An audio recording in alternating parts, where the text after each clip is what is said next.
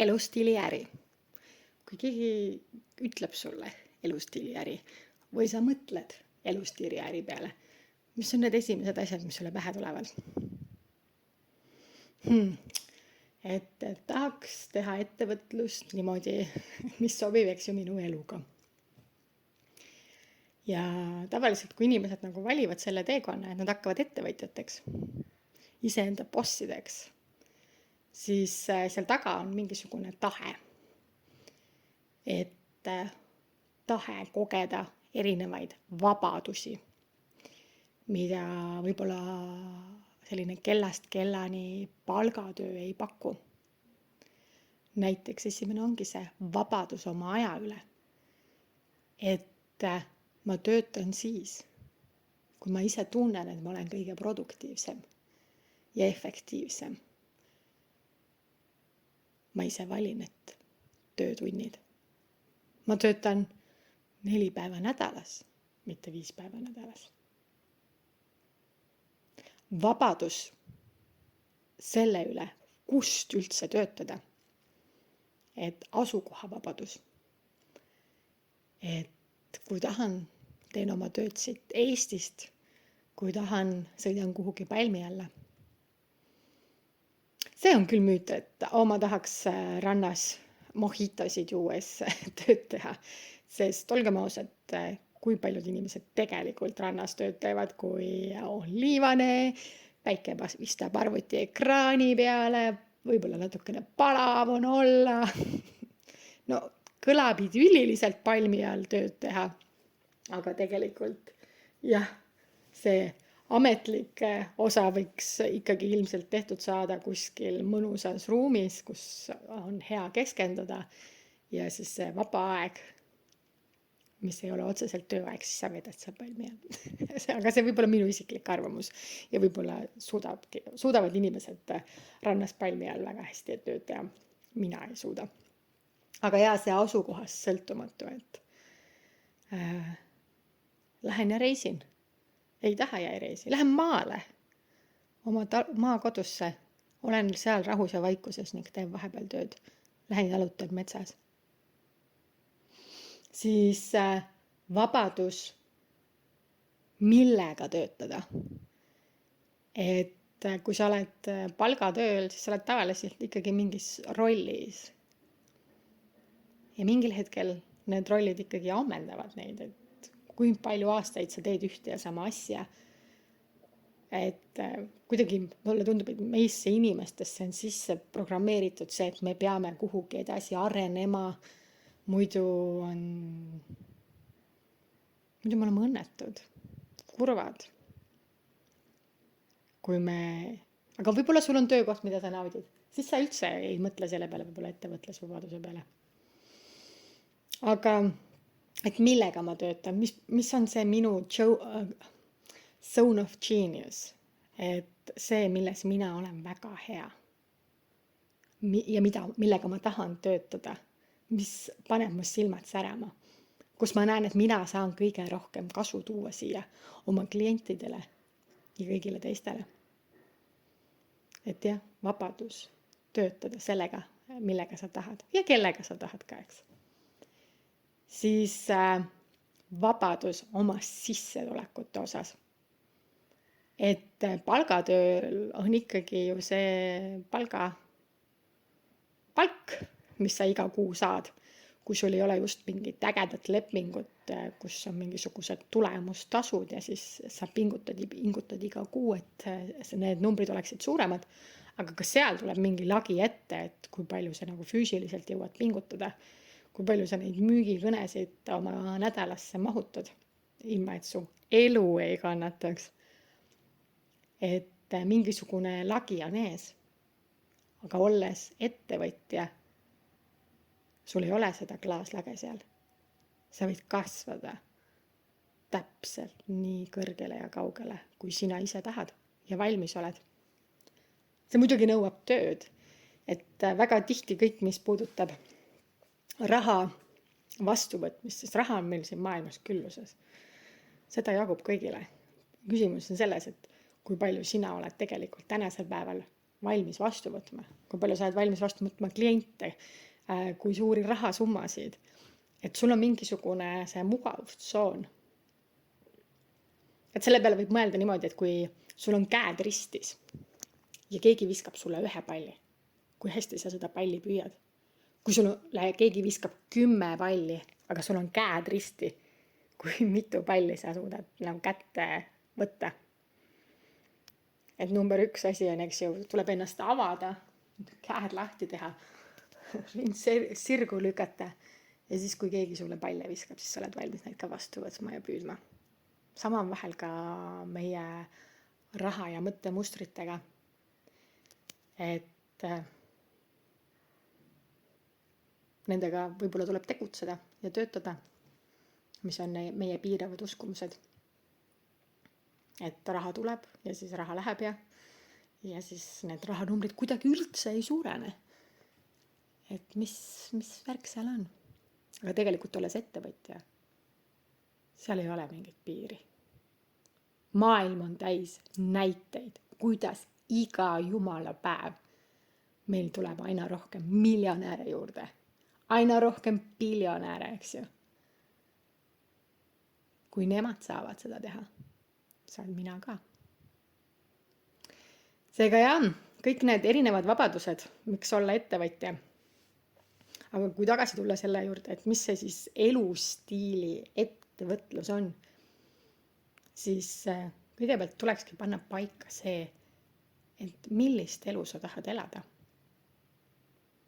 Et kui ma teen nüüd oma klientidega neid 1-1 mentorlusvestlusi selle 5-päevase väljakutse raames, siis üks kõige esimeseid ülesandeid neile on see, et ma küsin, et kui ma kohtan sind nüüd 12 kuud alates tänasest päevast ja sinagi podcasti kuulajad, kui me saame päriselt füüsiliselt kokku 12 kuu pärast tänasest hetkest, kui sa seda podcasti osa kuulad.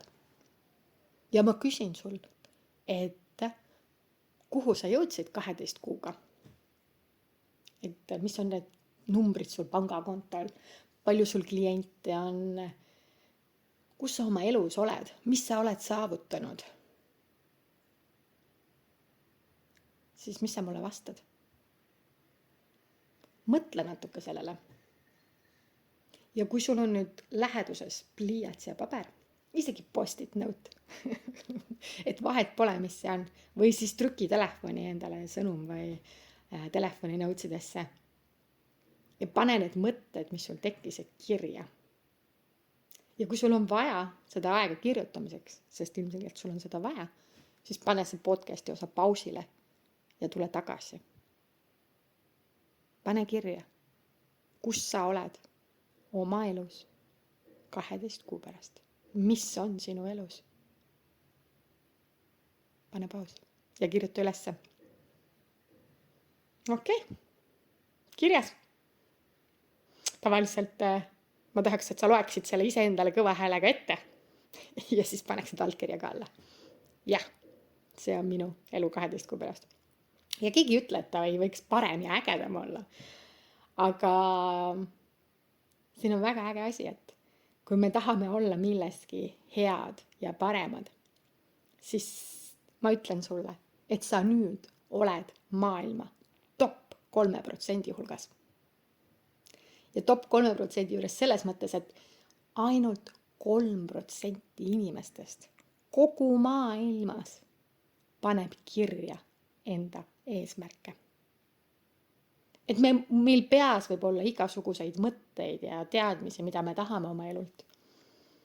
Aga kui me neid kirja ei pane, siis see on üks veidi udukogu, mis muutub vastavalt meie tujude, emotsioonidega, hetkeolukordadega, läheb meelest ära.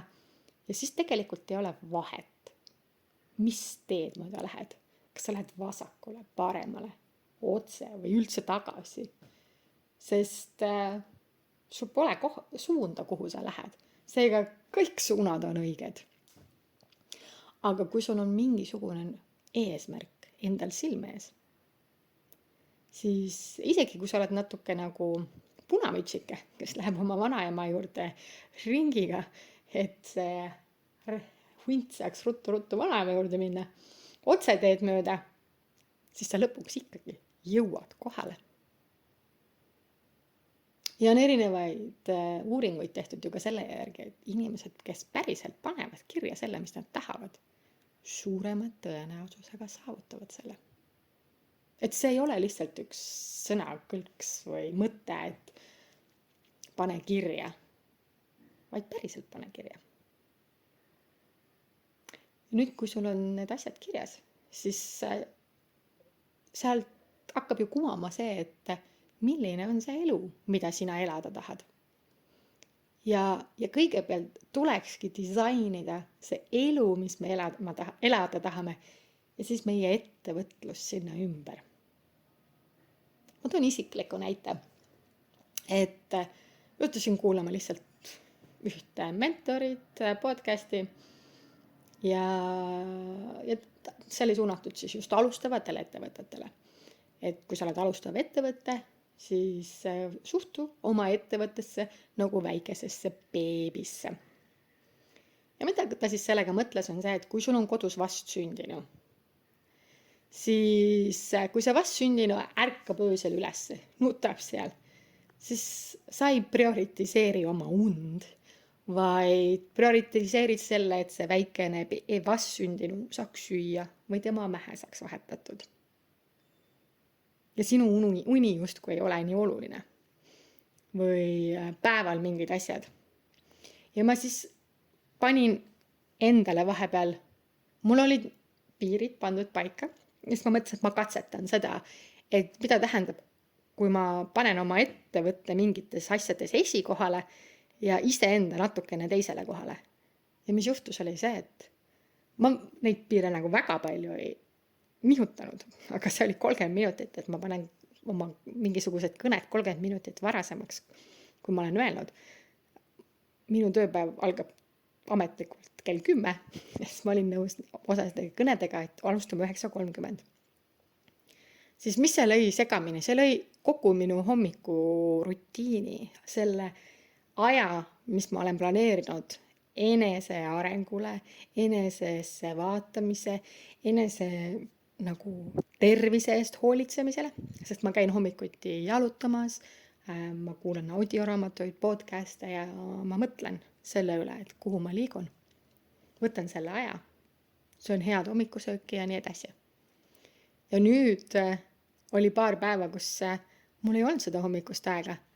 Ja ma tundsin, et see on natuke ka selle kella 5 klubi kontsept, aga ma kell 5 hommikul praegu veel ei suuda ärgata. Mul on veel see, igal asjal on oma elus oma hetk ja õige aeg. Ma ei ole lihtsalt prioritiseerinud seda, sest ma võtan selle aja siis natuke hiljem. Aga ma täpselt sama võtan selle aeglase aja. Kuigi teised inimesed on siis juba üleval, et ei ole sellist vaikust ja rahu maailmas. Aga see siiski täidab minu jaoks seda eesmärki tänasel päeval. Aga siis, kui tulid need 9:30 kõned minu nädalasse, siis kogu see päev, selle asemel, et okei, et ma saavutan nüüd rohkem või teen rohkem tööd või oma ettevõtlega rohkem tegelen, siis ma tegelikult tundsin, et ma ei naudi seda. See ei vasta sellele, missugust elu ma tahan elada. Et selleks, et olla ettevõtluses edukas, peavad sul ka teised eluvaldkonnad olema tasakaalus. Ja see kohe lükkas ära selle, et mul ei olnud aega tegeleda enda teiste eluvaldkondadega või ma tegin mingeid asju kiirustades. Nii et ma mõtlesin ja märkasin seda ja panin kohe uuesti piirid paika. Et see lihtsalt ei sobinud minu elustiiliga, selle elustiili ettevõtlusega, mida ma tahan luua. Ja kuigi ma tõesti tahan olla nagu paindlik ja oma kliente parimal võimalikul viisil toetada, siis ma toetan neid sellisel viisil, kui mul on omal kindlad piirid. Ja see ongi see mõte, et kui me räägime elustiili ettevõtlusest, siis mis on see elu, mis sa tahad sinna ümber luua. Ma loen väga head raamatut praegu, selle nimi on Terve aju ja need esimesed peatükid, mis ma olen rääkinud, on see, et liikumine ja füüsiline trenn on kõige paremad ravimid stressi, ärevuse, depressiooni vastu. Nüüd järgmine peatükk on ATH-st, ja meil kõigil on kalduvus, mingisugused väikesed kalduvused ATH-sse. Ja liikumine ja trenn on number 1 ravimid. Ja ma tundsingi seda, et kui ma ei saanud hommikul nagu jalutama minna, mis on nagu nii mõnus osa minu päevast, siis ma ei funktsioneerinud ka ülejäänud päev sellisel skaalal, mis ma tegelikult suudaks, et see minu keskendumine, tähelepanu, fokusseeritus, need ei olnud seal. Ja kui ma mõned podcasti osad tagasi rääkisin, et mul oli mingi periood elus, kus ma põhimõtteliselt tõesti 6 kuuga võtsin selle 10 kilo juurde. Ja siis raamatus oli täiesti üks lõik oli sellest, et ja mu toitumisnõustaja on ka nüüd sellest rääkinud, on meie kortisoli tase, meie stressi tase. Et see oli periood elus, kus ma tegin mingisuguseid asju, mis ei olnud päriselt nagu see, mida ma tahan teha. Tekitas must palju stressi ja siis kõik need lisakilod, isegi kui sul on kortisoli tase organismis suur, siis sa võid kõndida ja liikuda palju tahes. Et see oligi see, et ma tegelikult oma elustiili ei muutnud, et ma ei hakanud kuidagi rohkem midagi sööma või vähem liikuma.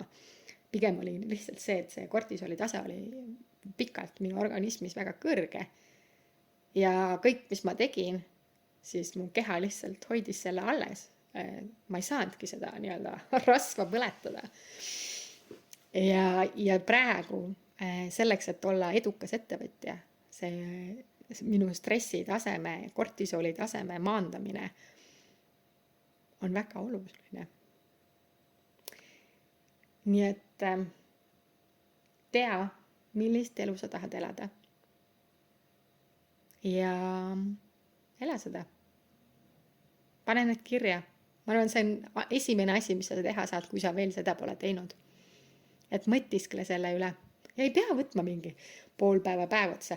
Vastused on kõik meie sees olemas. Ja kui sa lihtsalt küsid enda käest seda õigest küsimust, et see paberile kirja saada, siis sa oled juba top 3 hulgas maailmas. Ja kui sa tahad, tunned, et tead, võiks minuga ka päriselt vestelda, siis mul on endiselt pakkumisel see, et kirjuta mulle ja lepime kokku 5 1-1 sessiooni, kus püüame aru saada, et mis on see, mis sina tahad oma elus teha, mis on see sinu zone of genius ja võib-olla ka seda, et mis need piiravad uskumused on, mis sind siiamaani tagasi on hoidnud. Et vaatame koos neile asjadele otsa. Seega, kui sa tahad seda 5 mini sessiooni, 5 mini väljakutse, kuidas jõuda selguseni, siis kirjuta mulle lihtsalt ja otsime selle sobiva esimese kõne aja. Ja ainuke tingimus ongi see, et see on tasuta. Sa pead olema valmis mulle leidma 30–45 minutit selle kõne ajaks. Ja siis need 5 kõnet peaksid toimuma 2 nädala jooksul, alates siis esimesest kõnest. Et saab olla paindlik, ei pea olema iga 5 päeva järjest. Ja nagu sa kuulsid, enne 10 hommikul ma neid kõnesid ei taha teha. Seega leiame need ajad ülejäänud päeva jooksul. Aga kirjuta mulle ja vestleme sinu elustiili ettevõtluse osas. Igatahes aitäh kuulamast ja kui sa siit midagi väärtuslikku said, pane like, share'i sõpradega ning kuulmiseni!